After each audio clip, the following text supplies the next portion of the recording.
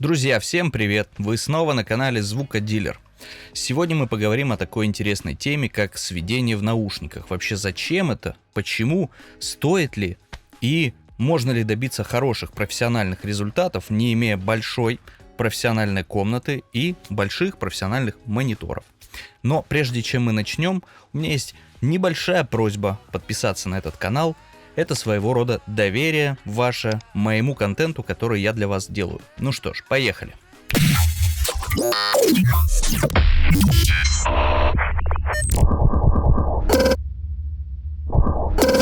Итак, сведение в наушниках. Возможно ли? Спойлер.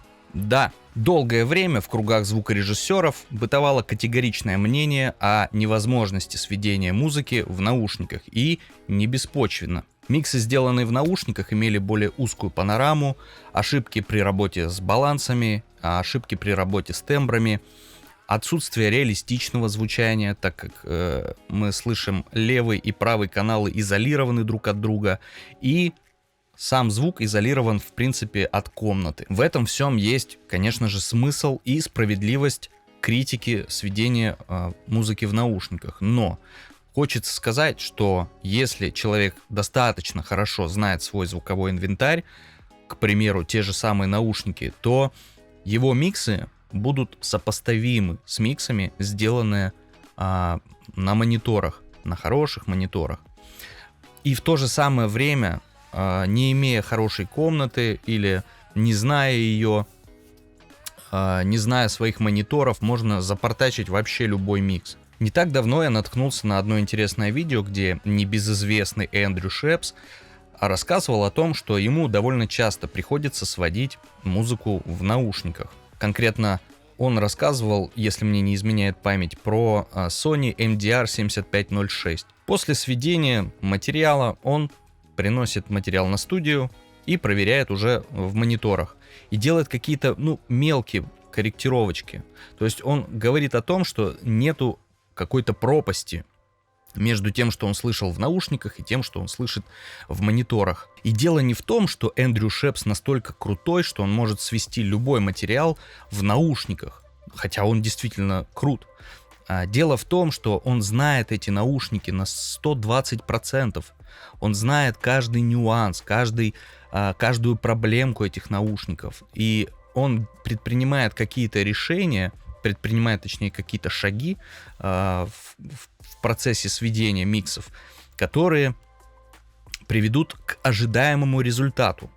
Поэтому транслируемость для него миксов, работая в этих наушниках, высокая. Все дело в навыках и достаточно большом опыте прослушивания того или иного материала на тех или иных средствах мониторинга, будь то наушники или мониторы. Проблемы наушников просто меркнут по сравнению с проблемами, которые могут произойти при работе в мониторах в неподготовленной комнате.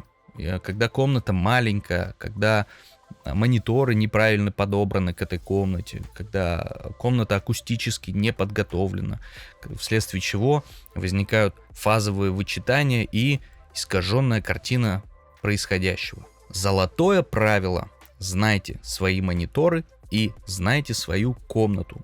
То же самое можно сказать и про наушники. Качество мониторинга в наушниках, естественно, напрямую зависит от качества и модели наушников. Не стоит ожидать от дешевых затычек или каких-то других дешевых решений полноценной и точной картины. Ну и помимо хороших наушников, вам, скорее всего, понадобится дополнительный софт для работы в них. Расскажу на своем примере, как я пришел к работе в наушниках практически на постоянной основе. Долгое время, порядка 10 лет, я работал в наушниках Sennheiser HD280 Pro и выполнял, в принципе, только монтаж, там удаление щелчков, чистка дорожек, ну и так далее. И остальную часть работы я делал уже непосредственно на мониторах, в довольно-таки подготовленной комнате акустически. Когда я пытался сводить музыку в наушниках, у меня всегда были проблемы, вообще просто всегда. Это проблемы с балансами, это проблемы с тембрами, это проблемы с панорамой. Причем довольно большие были проблемы. И, то есть, несколько раз я пытался сводить что-то и никогда не был доволен результатом. И, то есть, я очень сильно склонялся, опять же, к этому мнению, о котором уже я упомянул ранее, что категорически нельзя сводить музыку в наушниках. Пробовал софт для корректировки наушников от Sonarworks. Ну да, стало чуть-чуть получше, но все равно я не был удовлетворен на 100% и не мог делать полноценные миксы, только лишь в наушниках. И, в принципе, я даже не пытался поменять наушники, потому что никогда не полагался на них как на основное средство контроля. И вот в 2020 году наступил тотальный дистант. Ну и нужно было что-то с этим делать. Работа была, работу нужно было выполнять, но возможности прийти поработать на студию вообще не было никакой. Мы все это прекрасно помним. И я начал активно штудировать интернет в поисках какой-нибудь полезной информации о работе в наушниках. И наткнулся на, уже не помню где, на интересную тему о софте, который помогает сводить вам в наушниках. Это наши ребята, наша отечественная компания D-Sonic. Конкретно речь идет о продукте RealPhones. Более детально об этом софте вы сможете узнать на сайте разработчика, в других видео на YouTube. Я оставлю ссылочку в описании. Но если вкратце говоря, то это корректировка ЧХ наушников и имитация комнат и других мониторных систем. Привыкал я к этому софту, наверное, около недели. И было очень непривычно слышать какие-то отражения комнаты, там, другие мониторные системы. Даже без имитации комнат и других там мониторных систем, а только лишь с корректировкой АЧХ, я понял, насколько специфично звучали мои наушники без корректировки. Сделав несколько миксов в наушниках с помощью RealPhones, я, когда появилась возможность, пришел на студию, чтобы проверить вообще, что я накрутил и стоит ли вообще что-то двигаться в этом направлении. Я был приятно удивлен, потому что миксы звучали достаточно правдоподобно. Погрешность была, совсем небольшой. Я уже не помню примерно какая была, но у меня пропали ошибки с позиционированием в стереополе, пропали ошибки с оверкомпрессией инструментов, там вокала и так далее. Тем не менее, как бы то ни было, все равно я не был удовлетворен на 100% работой с теми наушниками, даже в связке с RealPhones.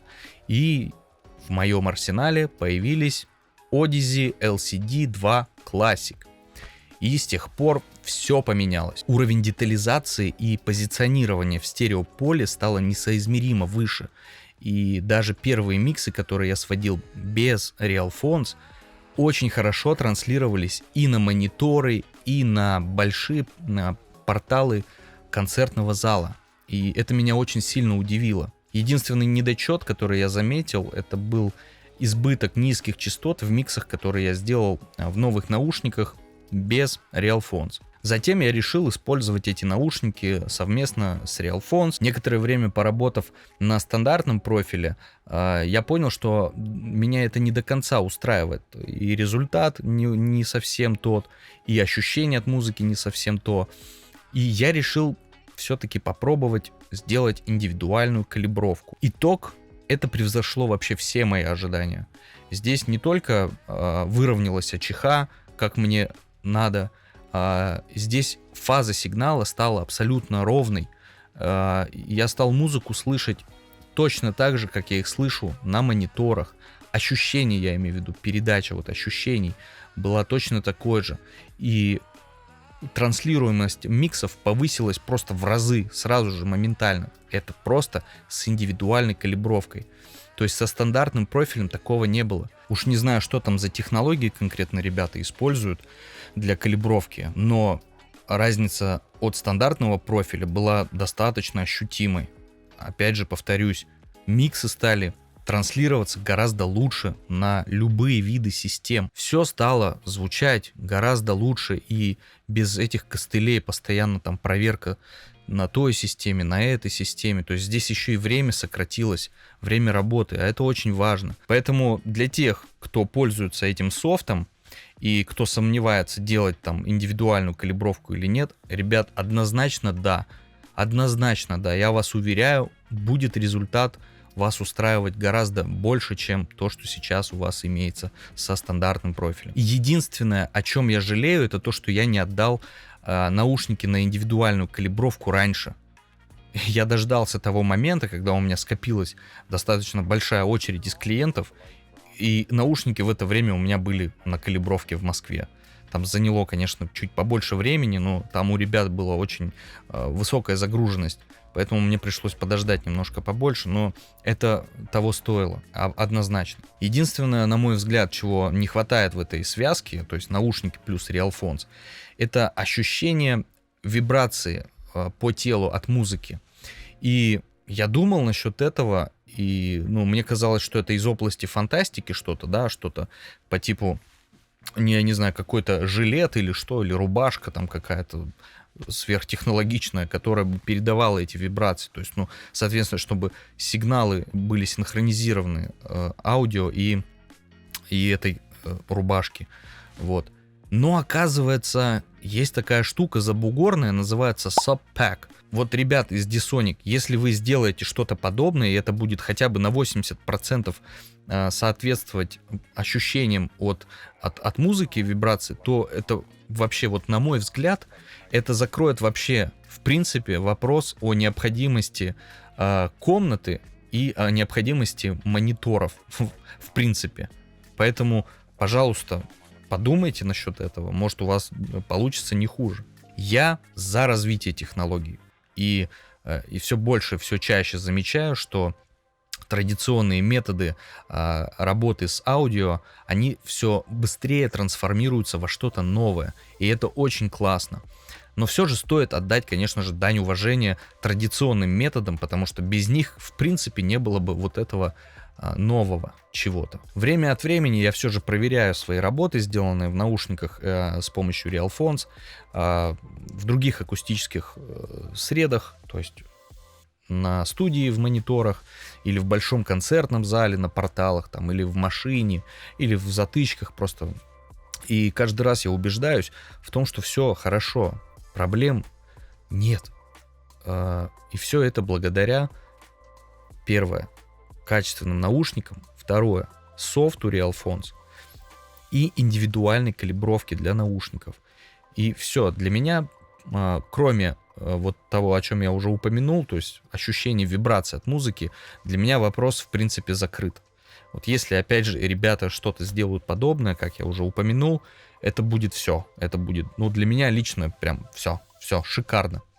Я готов работать хоть где, хоть когда, и это будет вообще просто предел моих мечтаний. Опять же, не стоит ждать от дешевых наушников, хочется повториться и подчеркнуть это, не стоит ждать от дешевых наушников и тем более от затычек даже в связке там с RealPhones каких-то невероятных результатов. Все равно все упирается в качество самих наушников, там, в модель и так далее. И это будет гораздо дешевле, чем покупка или аренда помещения, акустическая отделка вкупе там с дорогой какой-то мониторной системой.